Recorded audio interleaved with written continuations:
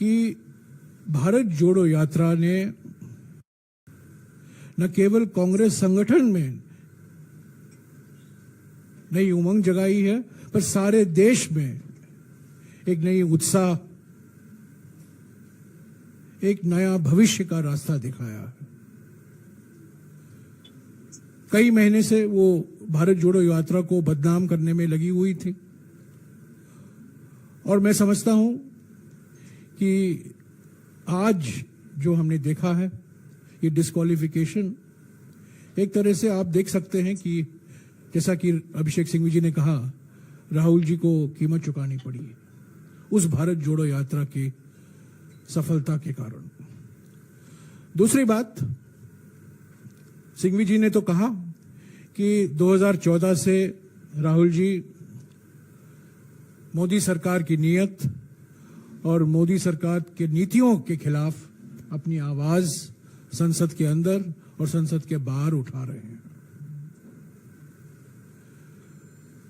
ये नोटबंदी के बारे में इन्होंने जिक्र किया, जीएसटी के बारे में इन्होंने जिक्र किया, चीन को जो जून 2020 में प्रधानमंत्री ने क्लीन चिट दिया उसका भी सिंघवी जी ने जिक्र किया।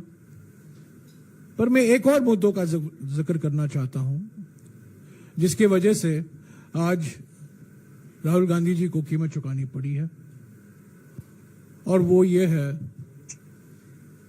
अडानी का महाघोटाला। जब से राहुल गांधी जी विपक्ष में संसद में बोले थे, 50 मिनट का भाषण था, ज्यादातर उसका एक्सपंज भी कराया गया, और जिस तरीके से 16 पार्टियों ने एक होकर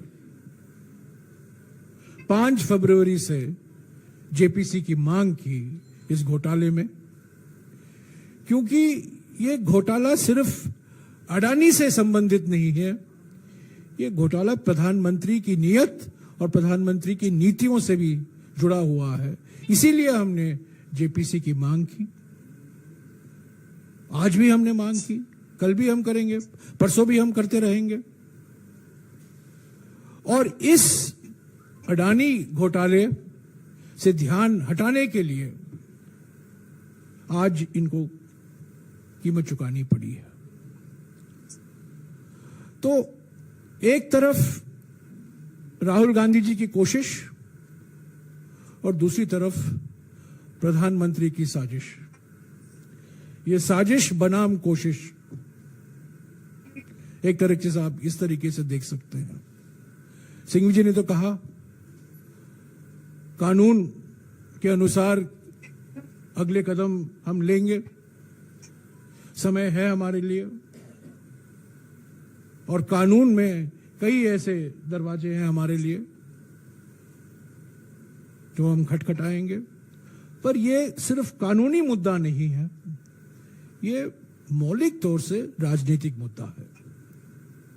मैं बार बार कह रहा हूं, आज भी दोहराऊंगा, ये प्रतिशोध की राजनीति, धमकी की राजनीति, उत्पीड़न की राजनीति का एक नतीजा है, एक मिसाल है। ईडी में करीब 60 घंटे का पूछताछ हुआ, आपको याद होगा पिछले साल, और भारत जोड़ो यात्रा के दौरान ऐसे एक सवाल उठाए गए यात्रा के बारे में, राहुल जी के बारे में।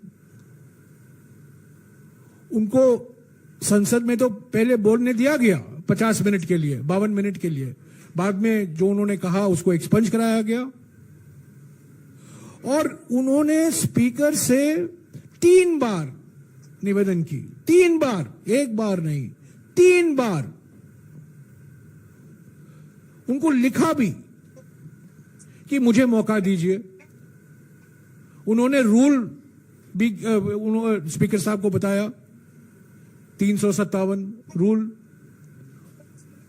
पर स्पीकर से कोई जवाब नहीं आया, औपचारिक तौर से कोई जवाब नहीं आया, उनको मौका ही नहीं दिया गया, और आज वो डिस्क्वालीफाई हो चुके हैं। तो ये कानूनी मुद्दा तो है, कानूनी तरीके अपनाएंगे, कानून में जो प्रावधान है सिंघवी साहब ने गिनाया है, उस पर अगले कदम लिया जाएगा। पर ये राजनीतिक जो मुद्दे उठते हैं, आज 5 बजे को कांग्रेस अध्यक्ष ने सभी पीसीसी अध्यक्षों और सीएलपी लीडरों के साथ बैठक बुलाई है। इस पर हम विचार करेंगे। आज तो फाइनेंस बिल पास हो गया है लोकसभा में, तो सोमवार के बाद पार्लियामेंट का चलने की गुंजाइश मुझे तो नहीं दिखती है। पर हम अगले 4 महीने तक पार्लियामेंट तो नहीं चलेगा। अगला सत्र आएगा जुलाई के बीच में। अगले 4 महीने के लिए तो हमें इसको अलग अलग राज्यों में मुद्दा ले जाना पड़ेगा और ये राजनीतिक लड़ाई बरकरार रहेगी। हम इससे पीछे हटेंगे नहीं। राहुल गांधी जी कोई धमकी से डरने वाले नहीं हैं। और मैं फिर से दोहराऊंगा जो उन्होंने एक बार इसी मंच से कहा था आप लोगों को, जो खुद डरते हैं वो दूसरों को डराते हैं। क्योंकि नरेंद्र मोदी जी डरे हुए हैं, वो बार बार राहुल गांधी जी को और अन्य विपक्ष के नेताओं को डराते रहते हैं, धमकियां देते रहते हैं। अगर आपके कुछ सवाल हैं जो सिंघवी साहब ने कहा है, एक एक